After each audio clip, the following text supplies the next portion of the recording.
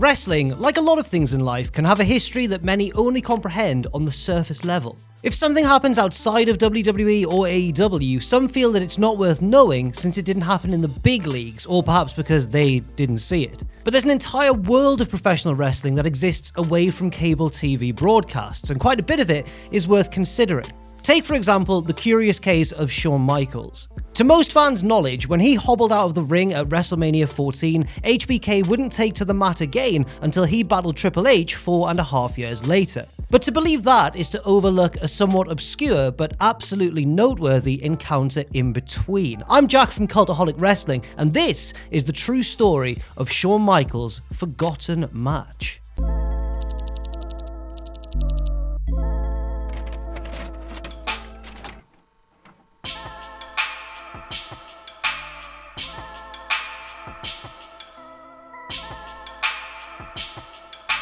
On March 29, 1998, the changing of the WWF Guard was consummated. Stone Cold Steve Austin staked his claim as the Federation's top dog at the end of WrestleMania 14, dropping world champion Shawn Michaels with his patented Stone Cold Stunner. A hastened 3 count from guest official Mike Tyson doomed Michaels' reign. Then, Tyson doomed Michaels' jaw with a swift right hook. For many fans, this was the equivalent of the antagonist getting his at the end of the movie. As sometimes happens in wrestling, a top guy loses their championship in a high-profile match, and then you don't really see them for a while.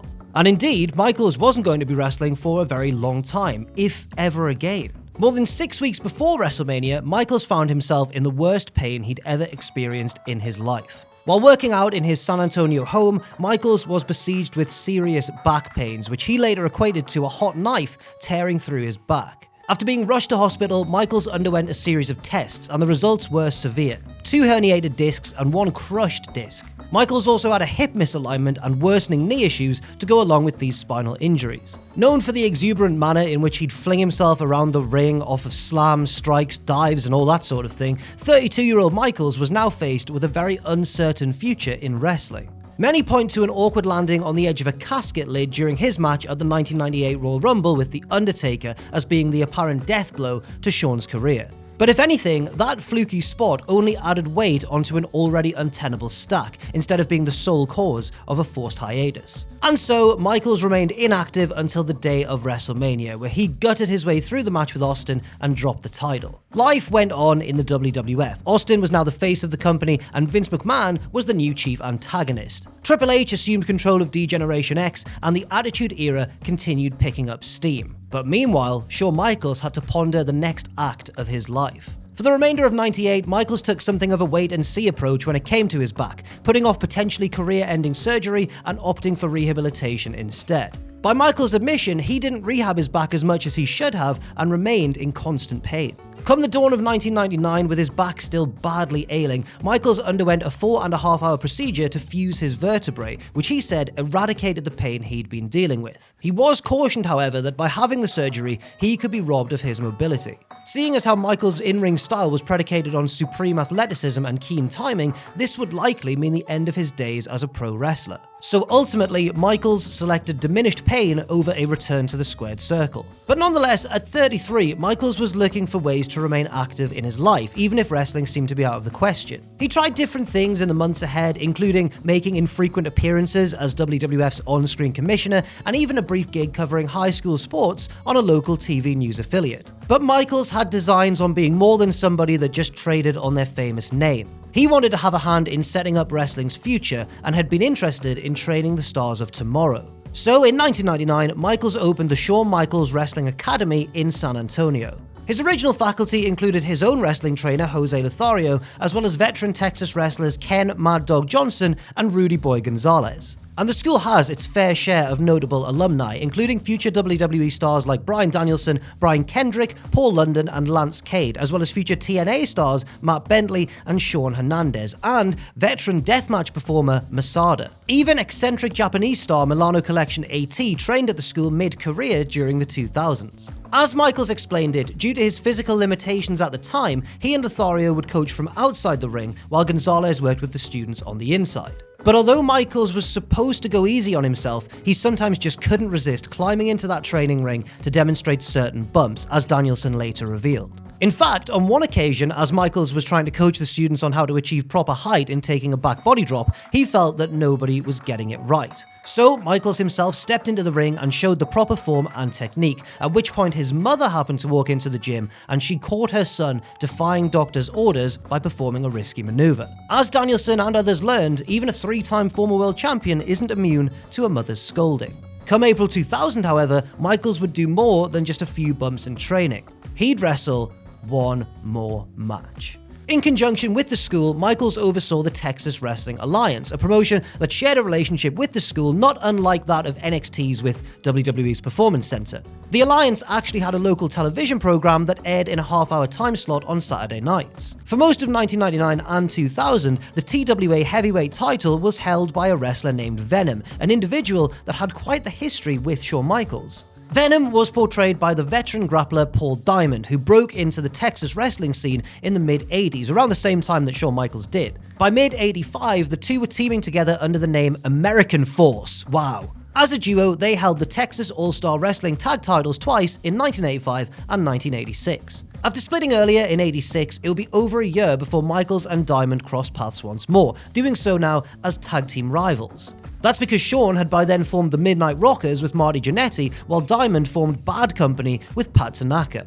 In Minneapolis' AWA and Memphis' Continental territories, the two teams often waged war over championship gold. Michaels and Diamond even had a pair of notable run-ins with each other in the WWF. Come the early 90s, Diamond was now donning a mask as Kato, one half of the Orient Express, with Tanaka, where they lost to the Rockers in a forgotten classic, really, at the 1991 Royal Rumble. 2 years later, on the premiere episode of Monday Night Raw, heel Michaels retained the IC title over Diamond, now portraying intergalactic daredevil, that's right, our favourite, Max Moon. Quite a lot had changed since the days of American Force, clearly. And almost as much had changed in the time between Michaels vs. Moon and the period where this story takes place. In the twilight of his career, Diamond ventured into the TWA, his old Texas stomping grounds, where he added veteran presence to a roster populated with local talents and aspiring hopefuls.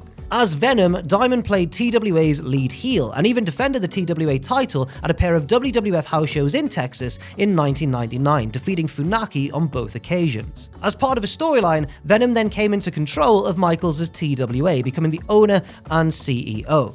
This was, of course, a time when bad guy wrestler takes over the company in dubious fashion was only just starting to become a cliched plot device. And since Venom was champion, it seemed like he held all the power in the TWA. Come March 2000, Venom was defending his title in a ladder match against a visiting Just Incredible, himself a longtime Kliq ally, and at the time, one half of ECW's World Tag Team Champions with Lance Storm. Late in the bout, Michaels ran interference, knocking Venom off the ladder and blasting him with sweet chin music, thus enabling Credible to win the title. After the match, Credible cut an in-ring promo with Michaels present. He said that due to his commitments with ECW and being a tag team champion, he wasn't going to keep the TWA belt and thereby placed it onto Shawn's shoulder, making him the champion instead.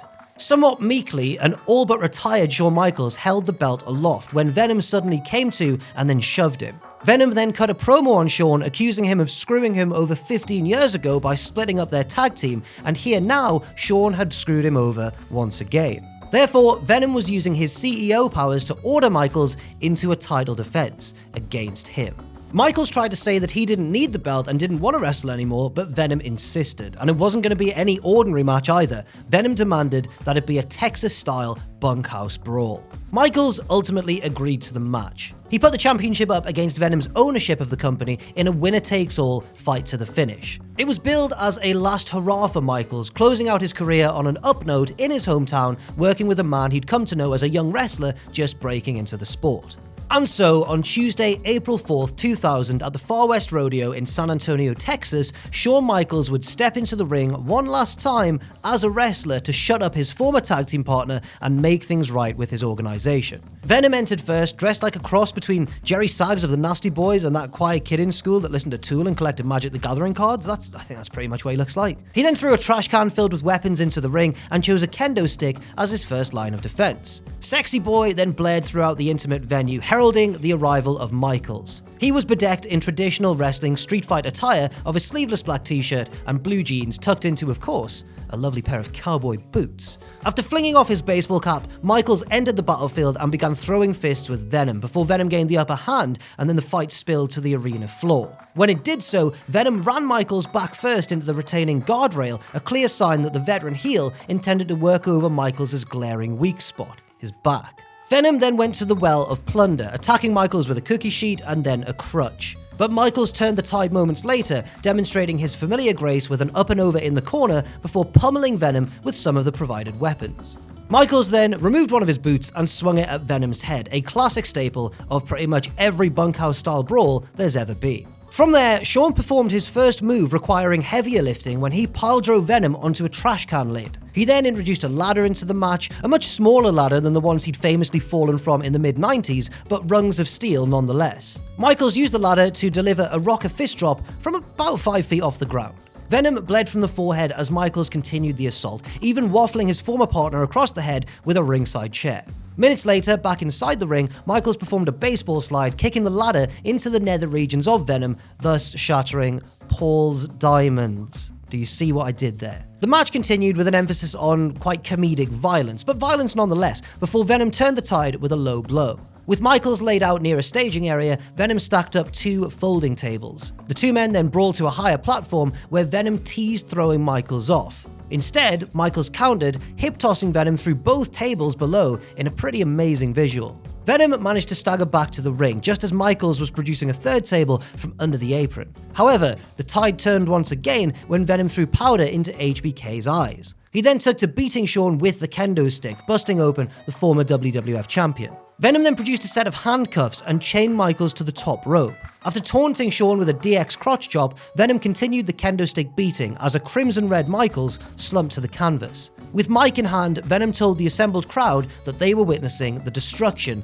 of their hero. After saying his piece, Venom began setting up the table, only for Academy trainee Shooter Schultz to hit the ring. He snatched Venom and attempted a T-bone suplex through the table, which didn't break, cue Matthew of Botchamania. A second move didn't break the table either, nor did a powerbomb, but it did kind of bend the table at least. Thankfully, the crowd's focus turned instead to Schultz unhandcuffing Michaels, who improvised by power slamming Venom through the now scaling table. From there, 17 minutes into the fight, Michaels strode to the corner and fired off his sweet chin music right into the jaw of Venom before pinning him to a mighty cheer from the hometown crowd.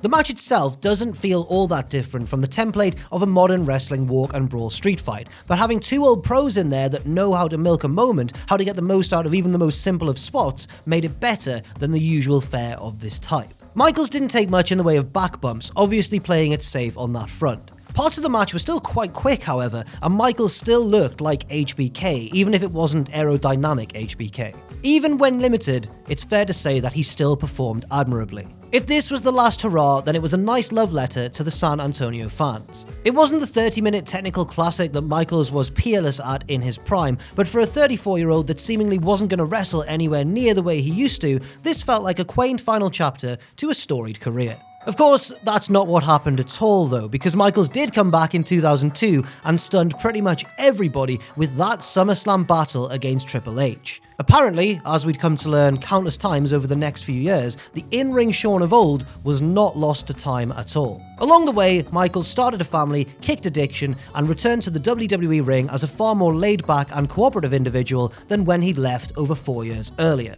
And go figure, as of the time of this video, he's a top figure at NXT and the WWE Performance Center, mirroring his stewardship of TWA and the Academy decades prior. You'd forgive a person for assuming that after the murky 1998 exit and the triumphant 2002 revival, there lay a total abyss in Shawn Michaels' wrestling career, kind of a dark ages. In some ways, the story is actually more compelling if you believe that Michaels walked out a troubled soul and returned a rejuvenated one, especially under the gaudy Hollywood-like lights of WWE with nothing in between. But instead, in between those distant parts of his life, the showstopper stole one more show in front of a quite intimate crowd in his hometown and away from the awareness of many fans. Shawn Michaels' 2000 match with Paul Diamond is an affable curiosity. It's a fascinating look at a headline star in a cavernous lurch between headline gigs. And that is the story of Shawn Michaels' forgotten match.